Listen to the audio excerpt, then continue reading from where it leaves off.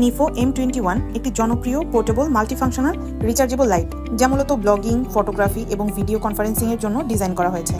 নিফো M21 portable লাইটটি মূলত এমন ব্যক্তিদের জন্য ডিজাইন করা হয়েছে যারা কম বাজেটে প্রফেশনাল মানের লাইটিং সেটআপ চান। এটি অত্যন্ত high quality ABS plastic material দ্বারা তৈরি করা।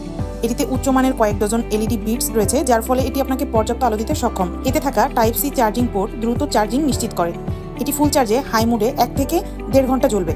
যারা ইউটিউব, ফেসবুক বা টিকটকের জন্য ভিডিও তৈরি করেন তাদের জন্য এটি দারুণ। বিশেষ করে যারা মোবাইল দিয়ে ব্লগিং করেন তারা এটি ফোনের ওপর বা ছোট ট্রাইপডে লাগিয়ে খুব সহজেই ব্যবহার করতে পারবেন। যারা নিয়মিত জুম, গুগল মিট বা মাইক্রোসফট টিমসে মিটিং করেন তাদের জন্য এটি একটি লাইফ সেভার। ল্যাপটপ বা ডেস্কটপের পাশে রাখলে আপনার চেহারা ভিডিওতে একদম পরিষ্কার এবং উজ্জ্বল দেখাবে।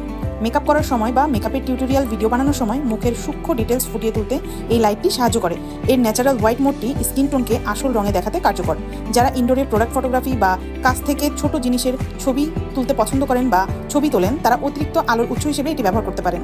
এর পোর্টেবিলিটি থাকায় যে কোনো অ্যাঙ্গেলে আলো ফেলা সহজ। যেহেতু এটি অনেক ছোট এবং ওজনে হালকা, তাই ব্যাগের এক কোনায় অনায়াসেই জায়গা করে নেয় এটি। রাতে ক্যাম্পিং করার সময় বা পাহাড়ে তাঁবু খাটালে এটি ইমার্জেন্সি লাইট বা রিডিং লাইট হিসেবে চমৎকার কাজ করে। রাত জেগে পড়াশোনা করার জন্য এটি একটি ছোট ডেস্ক ল্যাম্প হিসেবেও ব্যবহার করা যায়। এছাড়া হুট করে বিদ্যুৎ চলে গেলে মোবাইল চার্জার বা পাওয়ার ব্যাংক দিয়ে এটি দীর্ঘক্ষণ জ্বালিয়ে রাখা সম্ভব। আপনার প্রয়োজন অনুযায়ী আলোর উজ্জ্বলতা কমানো বা বাড়ানো যাবে। সাধারণত এতে 3 ধরনের লাইট মোড থাকে: ওয়ার্ম, ন্যাচারাল এবং হোয়াইট। এতে কোল্ড শু মাউন্ট রয়েছে, যার মাধ্যমে এটি ক্যামেরা, ট্রাইপড বা ফোনের সাথে সহজেই যুক্ত করা যায়। এত সুবিধা থাকতেও আপনারা এই লাইটটি এখনও নিচ্ছেন না? মিস না করতে চাইলে দ্রুত মিশালি পেজে ইনবক্স করে ফেলুন অথবা আমাদের ওয়েবসাইট থেকে সরাসরি পারচেস করে ফেলুন। সবাইকে অসংখ্য ধন্যবাদ।